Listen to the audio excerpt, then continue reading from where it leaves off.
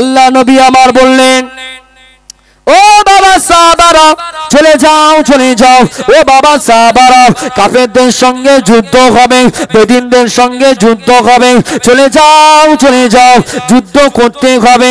এই যুদ্ধের আমি তোমাদের তিনজনকে আমি সেনাপতি বানালাম, তোমাদের তিনজনকে আমি সেনাপতি করলাম। ও আমার সাহাবী যায়েদ বিন হারেস, তুমি চলে যাও, বাড়ির সঙ্গে দেখা করে এসো, তোমার পরিবারের সঙ্গে দেখা করে এসো। যায়েদ বিন হারেস বললেন, ইয়া রাসূলুল্লাহ হাবিবাল্লাহ, ইয়া রাসূলুল্লাহ হাবিবাল্লাহ, আল্লাহর নবী আমি বাড়িতে যাব না, আমি বাড়িতে যাব না, এই সবে মাত্র আমার পরিবারের সঙ্গে দেখা করে আসলাম, আমি বাড়িতে যাব না। আল্লাহ নবী দ্বিতীয় সেনাপতি হিসাবে আল্লাহ নবী হযরতে জাফর রাদিয়াল্লাহু তাআলা আনহুকে ঠিক করেছিলেন। তানাকে বলতে লাগলেন, ও বাবা জাফর রাদিয়াল্লাহু তাআলা আনহু, চলে যাও চলে যাও বাবা, চলে যাও চলে যাও, বাড়িতে চলে যাও বাবা, বাড়িতে চলে গিয়ে তোমার পরিবারের সঙ্গে দেখা করে নাও, বিবির সঙ্গে দেখা করে এসো। হযরতে জাফর রাদিয়াল্লাহু তাআলা আনহু আল্লাহ নবীর হুকুম পেয়ে, আল্লাহ নবীকে স্মরণ করে, আল্লাহ নবীর হুকুমে বাড়িতে চলে গেলেন। বাড়ির দরওয়াজার কাছে গিয়ে উনি আওয়াজ করা দিলেন, উনি বলতে লাগলেন, আসসালামু আলাইকা, ও আমার বিবি সাহেবা কোথায় আছো, আওয়াজ দাও আওয়াজ দাও, ও আমার বিবি সাহেবা। মদিনার মসজিদে মসজিদে নববীতে আল্লাহ নবী যুদ্ধের সেনাপতি করেছে, যুদ্ধে যেতে হবে বাবা, যুদ্ধে যেতে হবে। ও আমার বিবি, আমাকে যুদ্ধে যেতে হবে, আমি তোমার সঙ্গে একটু দেখা করতে এসেছি, তুমি আমাকে বিদায় দাও। বিবি বলতে লাগলো, ও আমার প্রাণের স্বামী, আমি যে তোমাকে বিদায় দেব, তুমি একটু আমার বাড়িতে প্রবেশ করো, তুমি একটু বাড়িতে আসো, তুমি তো আমার স্বামী, তুমি তো আমার প্রাণের স্বামী, তুমি আমার বাড়িতে এসে যাও। ওই সময়েতে হযরতে জাফর রাদিয়াল্লাহু তাআলা আনহু বিবিকে বলেছিল, ও আমার বিবি সাহেবা, আমি বাড়িতে প্রবেশ করব না, আমি বাড়িতে যাব না, বাড়িতে যদি প্রবেশ করি, বাড়িতে যদি প্রবেশ করি, আমি তোমার মহব্বতে পড়ে যাব, তোমার চেহারাটা দেখলে আমার যুদ্ধে আর যাওয়া হবে না, আর যুদ্ধেতে যাওয়া হবে না। ও আমার বিবি, আমাকে তুমি বাধ্য করো না, আমি বাড়িতে প্রবেশ করব না। ওই সময়েতে বিবি বলতে লাগলো, ও আমার স্বামী, যখন তুমি বাড়িতে প্রবেশ করবে না বলছো, আমি দোয়া করি, চলে যাও চলে যাও, নবী তোমাকে হুকুম দিয়েছে, আমি তোমাকে বাধা দেব না, চলে যাও চলে যাও। আমি বিবি, আমি আল্লাহর কাছে দোয়া করি, আমি আল্লাহর কাছে ফরিয়াদ খানা করি, আল্লাহ পাক তোমাকে যুদ্ধের ময়দান থেকে যেন ফিরিয়ে দেয়। আল্লাহু আকবার বলবেন না? বিবি বলছে, যাও, তুমি যখন আমার বাড়িতে কত, আর আমরা শুধু খালি বিবি আর টাকা ছাড়া কিচ্ছু জানি না, কিন্তু বিবি আল্লাহর নবী সাহাবী, বিবি ডাকছেন, বাড়িতে ডাকছেন, বাড়ি প্রবেশ করো। স্বামী বলছে, না, আল্লাহর নবী আমাকে সেনাপতি করে বানিয়েছে, আমি যদি বাড়িতে প্রবেশ করি, তোমার চেহারার দিকে যদি আমার নজরটা পড়ে যায়, আমি তোমার মহব্বতে পড়ে যাব। আল্লাহ নবী যুদ্ধে যে আমাকে সেনাপতি বানিয়েছে, আমি আর সেই সেনাপতির দায়িত্ব পালন করতে পারবো না, আমি বাড়িতে প্রবেশ করব না। ও বাপ, আমরা হলে কি বাড়িতে প্রবেশ করতাম না করতাম না? কথা বলো, করতাম। কিন্তু নবী সাহাবী, তাদের কি ঈমান, তারা কিভাবে তাগুতের বিরুদ্ধে লড়াই করেছেন, শয়তানদের বিরুদ্ধে লড়াই করেছেন, নিজেদের ছেলে মেয়ে বিবি বাল বাচ্চাকে ফেলে রেখে দিয়ে শয়তানদের বিরুদ্ধে লড়াই করেছিলেন। জোরে বলি সুবহান। আল্লাহ নবী সাহাবী, ও যুবকেরা, আল্লাহ নবী সাহাবী হযরতে জাফর রাদিয়াল্লাহু তাআলা আনহু ওই সময় বিবিকে বলতে লাগলেন, ও আমার প্রাণের বিবি, তুমি আমার জন্য উল্টো দোয়া করো না, আমার জন্য উল্টো দোয়া করো না। আমি যুদ্ধের ময়দানে যাই, আমি যুদ্ধের ময়দানে গিয়ে আমি শহীদ হয়ে যাব, আমার ফিরে আসার জন্য দোয়া করো না, দোয়া করো না। আল্লাহ নবী তিনজনের নাম ঘোষণা করেছেন, আমি হলাম দ্বিতীয়, আমি ফিরে আসবো না। আল্লাহ পাকের নবী বলেছে, মানে আমাকে শহীদ হতে হবে। ও আমার বিবি, আমি যদি যুদ্ধের ময়দানে শহীদ কানা হয়ে যায়, তুমি হবে শহীদেরই স্ত্রী। যুবকেরা, আল্লাহ নবী সাহাবী হযরতে জাফর রাদিয়াল্লাহু তাআলা আনহু উনি চলে গেলেন, বাড়ি থেকে চলে গেলেন, বাড়ি থেকে চলতে শুরু করে দিলেন। চলতে চলতে বেশ কিছুটা দূর যাওয়ার পরে ওনার সামনে দুটো কলিজার টুকরো বাচ্চা পড়ে গেল। বাচ্চাদেরকে উদ্দেশ্য করে বলতে লাগলো, ও আমার কলিজার টুকরা বাচ্চারা, চলে এসো, চলে এসো, আমি তোমার আব্বা, আমি তোমার আব্বা, আমি তোমার আব্বা। যুদ্ধের ময়দানে চলে যাও, যুদ্ধের ময়দানে যাব বাবা, তোমরা একবার আমাকে বাপ বলে ডেকে নাও, তোমরা একবার আমাকে বাপ বলে ডেকে নাও, আমাকে আর পাবে না, আমাকে আর ডাকতে পারবে না। ও যুবকেরা, এই কথা বলবার সঙ্গে সঙ্গে ওই দুটো বাচ্চা গিয়ে আল্লাহ তার আব্বাকে এমন ভাবে জড়িয়ে ধরে, এমন ভাবে যে না জড়িয়ে ধরে হযরতে জাফর রাদিয়াল্লাহু তাআলা আনহু ওই সময় দুটো বাচ্চাকে বলে, বাচ্চা চলে যাও, চলে যাও, আমাকে ছেড়ে দাও। আল্লাহ নবী আমাকে যুদ্ধের সেনাপতি করেছে, যুদ্ধে যেতে হবে বাবা, তোমরা আমাকে ধরো না, আমি যুদ্ধেতে গিয়ে শহীদ হয়ে যাব। দুটো বাচ্চা চোখ ভরা পানি নিয়ে, চোখ ভরা পানি নিয়ে, বুক ভরা ব্যথা নিয়ে আব্বাকে বলতে লাগলো, আব্বা যান, আপনি কেন এমন বলেন আব্বা, আপনি কেন এমন বলেন আব্বা, আপনি যদি শহীদ হয়ে যান আমরা কাকে বাপ বলে ডাকবো, আমি কাকে আব্বা বলে ডাকবো? আব্বা যান আপনি যাবেন না, আব্বা যান আপনি যাবেন না। ও যুবকেরা, ও আমার আমরা তোলার মায়েরা বোনেরা, হযরতে জাফর রাদিয়াল্লাহু তাআলা আনহু দুটো বাচ্চাকে এমন ভাবে সরিয়ে দিলেন, এমন ভাবে সরিয়ে দিয়ে হযরতে জাফর উনি সামনের দিকে চলতে লাগলেন। দুটো বাচ্চা আবারও ডাকতে থাকে, ও আমার আব্বা যান, আপনি একটু দাঁড়িয়ে যান, আপনি একটু দাঁড়িয়ে যান, আপনি যাবেন না, আপনি যাবেন না। কিন্তু আল্লাহ নবী সাহাবী হযরতে জাফর একবারের জন্য পিছনের দিকে তাকালেন না।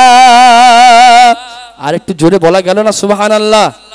বাচ্চার মায়া, বাচ্চাগুলো জড়িয়ে ধরেছে এমন ভাবে, আব্বা যাবেন না, আপনি যদি যান যুদ্ধের ময়দানে শহীদ হয়ে যাবেন, আব্বা আব্বা আব্বা আব্বা বলে আমাদের আর ডাকা হবে না, আপনি যাবেন না। জড়িয়ে ধরলেন হযরত জাফর রাদিয়াল্লাহু তাআলা আনহু, এইভাবে দুটো বাচ্চাকে সরিয়ে দিয়ে যুদ্ধের জন্য রওনা দিলেন। বাচ্চারা পিছন দিকে বাপ বাপ বাপ বলে ডাকছে, কিন্তু আল্লাহর দ্বীনের জন্য, ইসলামের জন্য হযরত জাফর রাদিয়াল্লাহু তাআলা আনহু বাচ্চার মায়াতে একবারও পিছনে ঘুরে তাকালেন না। জোরে হবে না? আরো জোরে হবে না? এই ছিল নবীদের প্রেম, আল্লাহ নবী সাহাবীদের প্রেম নবীর ওপরে। আজ আমরা নবীকে ভালোবাসতে পারি না, আজ আমরা নবীর কথা আমরা পালন করতে পারি না, নবীর সুন্নাতগুলোকে আমরা অনেক দূরে রেখেছি। তাহলে এদিকে জাফর রাদিয়াল্লাহু তাআলা আনহু চললেন, এদিকে হযরতে আব্দুল্লাহ ইবনে রাওয়াহা উনিও বাড়িতে চলে গেলেন। ও যুবকেরা, যাকে আল্লাহ নবী এই যুদ্ধের তৃতীয় সেনাপতি হিসাবে বানালেন, তিনি তৃতীয় সেনাপতি হিসাবে ঠিক করলেন আব্দুল্লাহ ইবনে রাওয়াহা, উনিও বাড়িতে চলে গেলেন। বাড়িতে চলে গিয়ে দেখতে পেলেন বাড়ির ভিতর দিয়ে বিবি কোরআন শরীফ পড়তে থাকে। ও যুবকেরা, কিতাবের মধ্যে পাওয়া যায় হযরতে আব্দুল্লাহ ইবনে রাওয়াহা সবে মাত্র বিয়ে করেছে, এখনো তার বাসর রাত হয়নি, এখনো তার বাসর রাত হয়নি। ওই বাসর রাতের দিনে উনি মসজিদে নামাজ পড়তে গিয়েছেন, সেখান থেকে যুদ্ধের সেনাপতি হিসাবে ওনাকে নিযুক্ত করা হলো। উনি বাড়িতে এসে দেখে ওনার বিবি কোরআন শরীফ পড়তে থাকে। বিবিকে বলতে লাগলো, ও আমার বিবি, কোরআনটা বন্ধ করো, কোরআনটা বন্ধ করো, আমি তোমার স্বামী এসেছি, একবার কোরআনটা বন্ধ করো, আমি তোমাকে কোনোদিন দেখি নাই, তুমি কোরআনটা বন্ধ করে দাও। আল্লাহ নবী আমাকে যুদ্ধের সেনাপতি বানিয়েছে, আমি চলে যাব, আমি চলে যাব, জাস্ট তোমার সঙ্গে একটু কথা বলতে থাকবো, আমি তোমার সঙ্গে একটু কথা বলবো। ও যুবকেরা, ওই সময়েতে বিবিটা ডাক দিয়ে বলতে লাগলো, ও আমার প্রাণের স্বামী, আমি তোমাকে দেখি না একবারের জন্য, আমি নতুন বিয়ে করেছি, তোমার চেহারাটা আমি একবারও দেখলাম না, আমি কানে শুনেছি মদিনার একটা সুন্দর যুবক তুমি। ও আমার স্বামী, তুমিও কানে শুনেছ তোমার বিবি অর্থাৎ আমি একজন সুন্দরী নারী, কেউ কাউকে দেখে নাই। ও আমার স্বামী, তুমি একবার বাড়িতে প্রবেশ করো, আমি তোমার চেহারাটা একবার দেখবো, তুমি আমাকে একটু দেখে নাও। ওই সময়েতে আব্দুল্লাহ ইবনে রওয়াহা বিবিকে বলতে লাগলো, ও আমার প্রাণের বিবি, দেখো না দেখো না দেখো না দেখো না, আমি নতুন বিয়ে করেছি, আমি যদি বাড়িতে প্রবেশ করি, আমি যদি বাড়িতে প্রবেশ করি তোমার মায়াতে পড়ে যাব, তোমার চেহারাটা দেখলে আমার মায়ায় পড়ে যাব, আমি আর যুদ্ধের ময়দানে যেতে পারবো না। ও আমার বিবি, আমাকে দেখো না দেখো না। কিন্তু বিবি আবারও ডাকতে থাকে আর বলতে থাকে, একবার চলে এসো চলে এসো, একবার চলে এসো, আমি তোমাকে দেখবো। ওই সময়তে আবারও বলতে থাকে, বিবি আমাকে জোরজার করো না, আমাকে পিড়াপিড়ি করো না, আমি বাড়িতে প্রবেশ করবো না। ও যুবকেরা, আমার মুরব্বি বাপ জানেরা, হযরতে জাফর রাদিয়াল্লাহু তাআলা আনহু উনি চলে গেলেন। এদিকে আব্দুল্লাহ ইবনে রওয়াহা বিবি আবারও বলতে লাগলো, ও আমার স্বামী, তাই যদি আপনি করতে চান, আপনি যদি না আসতে চান, আপনাকে শেষবারের মতো বলি, আপনি যদি আমার বাড়িতে প্রবেশ করেন, আপনার চেহারাটা আমি দেখবো একবার, আমি আপনাকে দেখে নেব, আপনিও আমাকে দেখে নেবেন, কাল কিয়ামতের ময়দানে যেন আমাদের মধ্যে চিনতে অসুবিধা না হয়। আরো জোরে বলো না। আপনি একবার বাড়িতে আসেন, কেন? কাল কিয়ামতের ময়দানে যেন আমাকে আপনার চিনতে যেন অসুবিধা না হয়। জোরে হবে না সুবহানাল্লাহ। নতুন বিয়ে করেছে, বাসর রাত, এরকম একটা পরিস্থিতি, এরকম একটা পরিস্থিতিতে আল্লাহ নবী ডাক দিয়েছিলেন, বলেন যাক বাসর রাত, যাক আমার বিবি, যাক টাকা পয়সা, নবী ডাক দিয়েছে মানে যেতেই হবে। আহ, আল্লাহু আকবার বলবেন না? একবার বলেন না জোরে আল্লাহু আকবার। কি আল্লাহু আকবার, কি তাদের ভালোবাসা, কি তাদের মহব্বত। আব্দুল্লাহ ইবনে রওয়াহা, ও যুবকেরা, ও আমার মুরব্বি বাপ জানেরা, হযরতে আব্দুল্লাহ ইবনে রওয়াহা বিবিকে বলতে থাকলো, ও আমার বিবি, তোমার দাবি যদি সত্য হয়ে থাকে, তোমার দাবি যদি সত্যি হয়ে থাকে, তবে শুনে নাও, জেনে নাও, আমি তোমাকে দেখবো না, তুমি আমাকে দেখবে না। তারপরেও তোমার দাবি যদি সত্যি হয়ে থাকে, যেই আল্লাহর দ্বীনকে জিন্দা রাখবার জন্য, যেই আল্লাহর দ্বীনকে কায়েম রাখবার জন্য আমি তোমার মহব্বত জন্য যুদ্ধের ময়দানে চলে যাই, যুদ্ধের ময়দানে যাই। ও আমার বিবি, শুনে রাখো, কাল কিয়ামতের ময়দানে আল্লাহ পাক আমাদের মধ্যে উভয়ে দেখা করিয়ে দেবে। আরো জোরে বলেন, ও আমার বিবি, তোমার দাবি যদি সত্য হয়, তাহলে এখানে দেখা করার প্রয়োজন নেই, যে আল্লাহ দ্বীনের জন্য আমি যাচ্ছি, সেই আল্লাহ আমাকে কাল কিয়ামতের ময়দানে কঠিন হাসরের দিনে তোমার আমার সাক্ষাৎ করিয়ে দেবেন। জোরে হবে না সুবহানাল্লাহ? আরো জোরে বলেন, তাকবীর দাও, নারায়ে তাকবীর, নারায়ে তাকবীর। দরুদ শরীফ, আল্লাহুম্মা সাল্লি আলা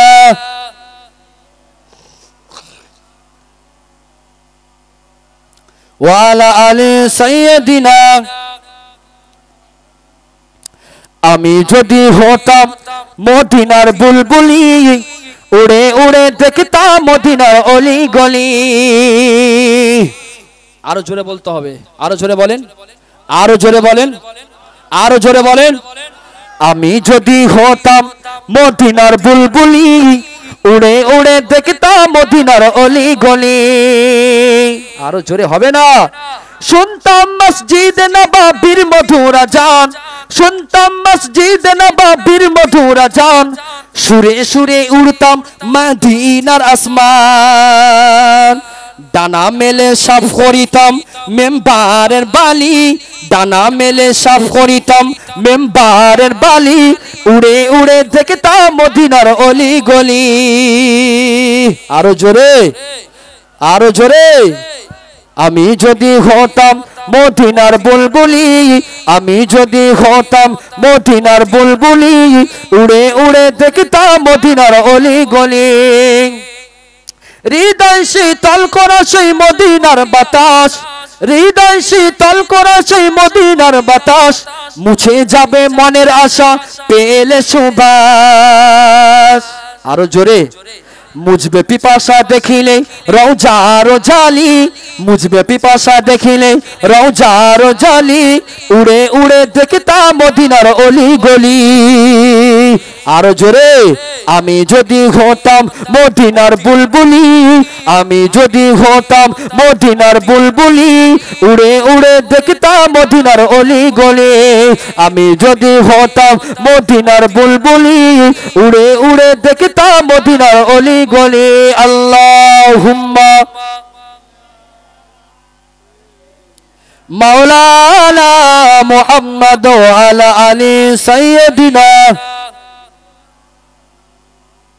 ফিরে আসেন তাহলে হযরত আব্দুল্লাহ ইবনে রাওয়াহা তিনিও বিবির কাছ থেকে কি বললেন, যদি তোমার দাবি সত্য হয়ে থাকে আল্লাহ পাক কাল কিয়ামতের ময়দানে তোমার আর আমার সাক্ষাৎ করিয়ে দেবেন। জোরে বলি সুবহানাল্লাহ। এদিকে হযরত জাফর রাদিয়াল্লাহু তাআলা আনহু আব্দুল্লাহ ইবনে রাওয়াহা চলে গেলেন, যুদ্ধ শুরু করে হয়ে গেল। প্রথমে যায়েদ বিন হারেস তিনি যুদ্ধ করতে লাগলেন, যুদ্ধ করতে করতে কয়েকটা কাফরকে তিনি একেবারে জাহান্নামে পাঠিয়ে দিলেন। তিনি শেষ পর্যন্ত একটা পর্যায়ে এসে তিনিও শহীদ হয়ে গেলেন। এবার পালাকার, একটু কথা বলেন। জাফর রাদিয়াল্লাহু তাআলা, আপনারা মনে ওয়াজ শুনছেন না। আরে প্রথম সেনাপতি কাকে বানিয়েছিলেন? যায়েদ বিন হারেসকে, আর দ্বিতীয় জাফর রাদিয়াল্লাহু তাআলা আনহুকে। তো জাফর রাদিয়াল্লাহু তাআলা আনহুর আগে ছিলেন কে? যায়েদ বিন হারেস, তেনাকে শহীদ শহীদ হয়েছেন। এবারে পালাকার, কার পালা? হযরত জাফর রাদিয়াল্লাহু তাআলা আনহুর পালা। হযরত জাফর রাদিয়াল্লাহু তাআলা আনহু, ও যুবকেরা ও আমার মুরব্বি বাপ জানেরা, হযরত জাফর রাদিয়াল্লাহু তাআলা আনহু কাফেরদের কাছে চলে গেলেন, বেদিনদের কাছে চলে গেল। ও যুবকেরা, বেদিনদেরকে তীর মারতে থাকে, তীর নিক্ষেপ করতে থাকে, তীর মারতে মারতে কাফেরদেরকে জাহান্নামেতে পাঠিয়ে দিল, কাফেরদেরকে মেরে ফেললো, অনেক কাফেরকে মেরে ফেললো, জাহান্নামে পাঠিয়ে দিল। ও যুবকেরা, এবারে কাফেরেরা জাফর রাদিয়াল্লাহু তাআলা আনহুকে লক্ষ্য করে তীরকানা মারতে থাকে, তলোয়ার দিয়ে মারতে থাকে। এমন তো অবস্থায় হযরত জাফর রাদিয়াল্লাহু তাআলা আনহুর দুই হাতটাকে কেটে দিল, একটা হাত কেটে দিল, তারপরে আরেকটা হাতকে কেটে দিল। দুই হাত কেটে দেওয়ার পরে দুই পাও কেটে দেওয়া হলো, মাথাটাকে কেটে দেওয়া হলো। মাথাটা কেটে দেওয়ার পরে ইসলামের ঝান্ডাটা উঠতে থাকে, ইসলামের ঝান্ডাটা কে ধরবে? ওদিকে আব্দুল্লাহ ইবনে রাওয়াহা আর আবু উবাইদা দুজনে চিন্তা করলেন, দুজনে ভাবতে লাগলেন, আর হযরত জাফর তো শহীদ হয়ে গেছে, জাফর তো মারা গেছে, জাফর তো ইন্তেকাল করেছে, ইসলামের পতাকাটা কে ধরবে? ইসলামের পতাকাটা কে ধরবে? ও যুবকেরা, হযরত জাফর রাদিয়াল্লাহু তাআলা আনহুর কাছে এসে দেখতে লাগলেন, আল্লাহ নবী সাহাবী হযরত জাফর রাদিয়াল্লাহু তাআলা আনহু উনি দেখতে পেলেন, ওনাকে দেখা যায় মুন্ডুটা এক সাইডে, পা দুটো আর এক সাইডে, হাতগুলো কেটে বিভিন্ন দিকে ছড়িয়ে আছে, আর জবান দিয়ে দাঁত দিয়ে ইসলামের পতাকাটা কামড়ে ধরে তুলে রেখেছে। আরো জোরে, হাতগুলো আরেক দিকে, মাথাটা মুন্ডুটা একদিকে, পা গুলো কেটে দিয়েছে। আব্দুল্লাহ ইবনে রাওয়াহা আর আবু উবাইদা বললেন যে ওনাকে তো শহীদ করে দিয়েছে, ইসলামের পতাকাটা কি হচ্ছে দেখি, ইসলামের পতাকাটা কি মাটিতে পড়ে আছে না কি অবস্থায় আছে দেখি। ওনারা গিয়ে দেখলেন জাফর রাদিয়াল্লাহু তাআলা আনহুর মুন্ডুটা, মাথাটা, এই দুটো দাঁত দিয়ে ইসলামের পতাকাটাকে কামড়ে ধরে ইসলামের পতাকাটাকে তুলে রেখেছেন। জোরে হবে না সুবহানাল্লাহ? আহ, কি মহাব্বত, কি ভালোবাসা তাদের ভিতরে ছিল, ইসলামের প্রতি তাদের কি মহাব্বত ছিল, ইসলামের প্রতি তাদের কি ভালোবাসা ছিল। আল্লাহ নবী সাহাবী, ও যুবকেরা, আব্দুল্লাহ ইবনে রাওয়াহা উনি স্বপ্নের মধ্যে দেখতে পেলেন হযরতে জাফর রাদিয়াল্লাহু তাআলা আনহু উনি ইন্তেকাল করার পরে ইন্তেকাল করলেন। আব্দুল্লাহ ইবনে রাওয়াহা উনি স্বপ্নের মধ্যে দেখতে পেলেন হযরতে জাফর রাদিয়াল্লাহু তাআলা আনহু জান্নাতের ভিতরে আল্লাহ পাকের ফেরেশতাদের সঙ্গে উড়ে উড়ে বেড়াতে লাগে। আরো জোরে বলো। ইন্তেকাল করার পরে আব্দুল্লাহ ইবনে রাওয়াহা দেখছে হয়তো জাফর রাদিয়াল্লাহু তাআলা আনহু আল্লাহ পাকের ফেরেশতাদের সঙ্গে কি করছে, উড়ে উড়ে বেড়াচ্ছে। জোরে হবে না? ইসলামের জন্য যারা দেবে, ইসলামের জন্য যারা জান কুরবান করবে, আল্লাহ পাক তাদেরকে শহীদ ঘোষণা করবেন এবং আল্লাহ তাদেরকে আল্লাহ পাক জান্নাতবাসী করবেন। জোরে হবে না সুবহানাল্লাহ? এই ছিল নবীদের ভালোবাসা, এই ছিল নবীদের প্রেম, এই ছিল নবীদের ভিতরে তাদের তাকওয়া। আজ আমাদের ভিতরে সেই নবীর প্রেম নেই। এই নবীর প্রেম যদি থাকতো, নবীর ভালোবাসা যদি থাকতো, এরকম একটা মজলিস আমাদের কাছে, আর এরকম মজলিস ছেড়ে দিয়ে আমাদের যুবকেরা, আমাদের আব্বারা তারা এই রাস্তাঘাটে ঘোরাফেরা করতো না। আচ্ছা, এই গ্রামে বাড়ি কটা, কত বলেন? হ্যাঁ, 130। 130 বাড়ি যদি একজনও করে আসে, একজন, তাহলে এই মজলিসে মনে হচ্ছে জায়গা হবে না। আমার মন বলে জায়গা খুব একটা হবে না। সবাই কি করছে? বাড়িতে ঘুমোচ্ছে, সব দোকানে, চায়ের দোকানে আড্ডা মারছে।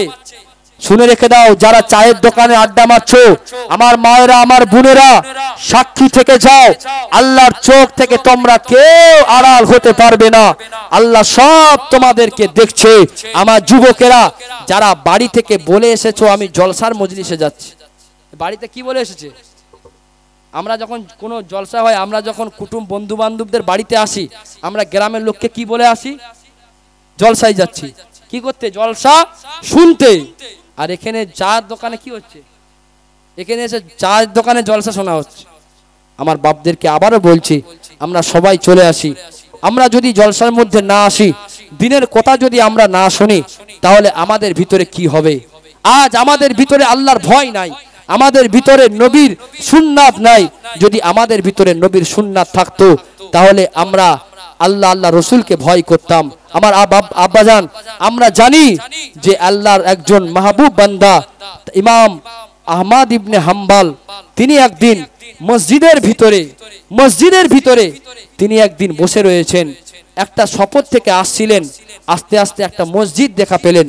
মসজিদের ভিতরে উনি ভাবলেন যে আজকের দিনটা, রাতটা অনেক হয়ে গেছে, আমি মসজিদের ভিতরে দিনটা অতিবাহিত করে দিই, রাতটা কাটিয়ে দিই। মসজিদের যিনি দারোয়ান, তিনি বলল, না, আজ এই মসজিদের মধ্যে থাকা যাবে না, মসজিদে তোমাকে রাখা যাবে না। আমি কেন বলছি বুঝতে পারবেন পরে। আজ যারা এই রাস্তাঘাটে ঘোরাফেরা করছে, যাদের ভিতরে আল্লাহ আল্লাহ নাই, যারা সারা দিনে একবারও আস্তাগফিরুল্লাহ পড়ে না, যারা সারা দিনে একবারও দোয়া মানে নিজেদের গুনাহগুলোকে মাফ করে না, যারা এরকম জায়গাকে অপছন্দ করে, তারা শুনে রাখি, যারা আমরা সারা দিন একবার হলেও আস্তাগফিরুল্লাহ পড়ি, আল্লাহকে ভয় করি, তারা আল্লাহর যে কত তাদের মাহবুব হয়েছে, তারা যে আল্লাহর কতটা পছন্দনীয় বান্দা হয়েছে, একটু আমরা শুনলে বুঝতে পারবো। হয়তো আহমদ ইবনে হাম্বল উনি মসজিদ থেকে দারোয়ান বাহির করে দিল, যাও, মসজিদে থাকা যাবে না, মসজিদে কাউকে থাকতে দেব না। উনি চলে যাচ্ছিলেন, রাস্তায় যেতে যেতে উনি দেখতে পেলেন একজন রুটি বিক্রেতা রুটি করছেন, আর যারা ক্রেতা তাদেরকে দিচ্ছেন। তো উনি আহমদ ইবনে হাম্বল উনি রুটি করছেন, ওখান থেকে ঠান্ডার রাত, উনি কি করলেন, ওই আগুনের পাশে গিয়ে দাঁড়ালেন। কেন? একটু আগুন নেবেন, ঠান্ডার সময় একটু আগুন আমাদের প্রত্যেকের ভালো লাগে কি লাগে না? গরম একটু ভালো লাগে। তো উনি গিয়ে ওই আগুনের পাশে দাঁড়িয়েছে, আর যুবকটাকে দেখতে পাচ্ছে, যে যুবক রুটি বিক্রি করছিলেন, রুটি তৈরি করছিলেন। দেখতে পেলেন ওই যুবকটা রুটি তৈরি করে, বলে আস্তাগফিরুল্লাহ, রুটি ক্রেতাকে দেয়, বলে আস্তাগফিরুল্লাহ, চুলোতে আঁচ দেয়, বলে আস্তাগফিরুল্লাহ। হয়তো আহমদ ইবনে হাম্বল বলে, কি ব্যাপার, এই যুবক একবার রুটি দেয় তাও আল্লাহ আস্তাগফিরুল্লাহ, রুটির খামির করে তাও আস্তাগফিরুল্লাহ, কি ব্যাপার, এটা আমাকে জানতে হবে। হযরত আহমদ ইবনে হাম্বল, ও যুবকেরা, ও ও আমার মুরব্বি বাপ জানেরা, ওই সময়তে ওই যুবককে বলতে লাগলেন, ও বাবা যুবক, তুমি কেন বাবা আস্তাগফিরুল্লাহ বারবার পড়তে থাকো? তুমি কেন বাবা আস্তাগফিরুল্লাহ বারবার পড়তে থাকো? তুমি রুটি তৈরি করো তাও আস্তাগফিরুল্লাহ পড়ো, তুমি রুটি বিক্রি করো তাও তুমি আস্তাগফিরুল্লাহ পড়ো, তুমি কেন বলো বাবা? তুমি এমনটা কেন বলো বাবা? ও যুবকেরা, ওই সময়তে ওই যুবকটা জানিয়ে দিলেন, ওই যুবকটা বলতে লাগলেন, এটা আমার আদর্শ, এটা আমার নীতি, এটা আমার অভ্যাস, আমি সর্বদাই আস্তাগফিরুল্লাহ বেশি বেশি করে পড়ি। এই পড়ার কারণে আল্লাহ পাক আমাকে মুস্তাজাবুদ দাওয়া বানিয়েছে। আমি সর্বদাই কি করি? আস্তাগফিরুল্লাহ পড়ি সর্বদাই, এটা আমাদের একটা আমার নিয়মিত একটা আমল, আমি সর্বদাই পড়ি। আমাকে এই আস্তাগফিরুল্লাহ পড়ার কারণে আল্লাহ পাক আমাকে মুস্তাজাবুদ দাওয়া বানিয়েছে। মুস্তাজাবুদ দাওয়া মানে উনি যা দোয়া করে সব কি কয়? কবুল হয়ে যাবে। দোয়া করার সঙ্গে সঙ্গে যেটা দোয়া করবেন কি হবে? কবুল হয়ে যাবে, একেই বলে মুস্তাজাবুদ দাওয়া। তো হযরত আহমদ ইবনে হাম্বল উনি অবাক হয়ে গেলেন, অবাক হয়ে তাকিয়ে থাকলেন। তুমি মুস্তাজাবুদ দাওয়া, তুমি যা বলো আল্লাহকে তাই শোনে। যুবক, তুমি কি আমল করো? তুমি আস্তাগফিরুল্লাহ কারণে তুমি কি আল্লাহ পাকের কি এত মাহবুব হয়ে গেলে? তুমি এত মুস্তাজাবুদ দাওয়া হয়ে গেলেন কিভাবে? বলে আমি সর্বদাই আস্তাগফিরুল্লাহ পড়ি। ওই সময়ে যুবকটাকে বলতে লাগলো, আহমদ ইবনে হাম্বলকে যুবকটা বলতে লাগলো, ও বাবা যুবক, আহমদ ইবনে হাম্বলকে বলতে লাগলো, ও আহমদ ইবনে হাম্বল, আমি কেন সর্বদাই আস্তাগফিরুল্লাহ পড়ি জানো? আমি যখনই পড়ি, আমি যখনই ফ্রি থাকি, সর্বদাই আস্তাগফিরুল্লাহ পড়তে থাকি, আস্তাগফিরুল্লাহ বলতে থাকি। ও যুবকেরা, ওই সময়ে ওই যুবকটা আল্লাহর বান্দা, আল্লাহর বান্দা ইমামে আহমদ ইবনে হাম্বলকে বলতে লাগলো, আমি আল্লাহর কাছে যা চাই আমি সব কিছু পেয়ে যাই, আমি সব কিছু পেয়ে যাই। আমি এমন করে আমি যা আল্লাহর কাছে চেয়েছি আমি সব পেয়েছি, শুধু একটাই মাত্র আমার বাকি আছে। আমি আল্লাহর কাছে যা চাই আল্লাহ আমাকে তা দেয়, তবে আমার একটা মনের আশা এখনো পূরণ হয়নি। একটাকে আল্লাহকে চেয়েছি কিন্তু আমার মনের আশাটা এখন পূরণ হয়নি। ওই সময়তে আহমদ ইবনে হাম্বল বলতে লাগলো, ও বাবা যুবক, তোমার মনের কি আশা বলো? তোমার মনের কি আশা বলো? তুমি আল্লাহর কাছে চেয়েছো, তোমার সেটা পূরণ হয়নি। ওই সময়তে ওই যুবকটা বলতে লাগলো, আল্লাহ পাকের বান্দা, আমি যা চেয়েছি সব পেয়েছি, তবে একটা জিনিস আমি এখনো পর্যন্ত পাইনি, সেটা হলো এই দুনিয়ার সব চাইতে বড় আল্লাহর ওলি আহমদ ইবনে হাম্বলের সঙ্গে আমি একটু দিদার করতে চাই, আমি একটু দিদার করতে চাই। ওই সময়তে আহমদ ইবনে হাম্বল বলতে লাগলো, ও বাবা যুবক, আমি হলাম সেই আহমদ ইবনে হাম্বল।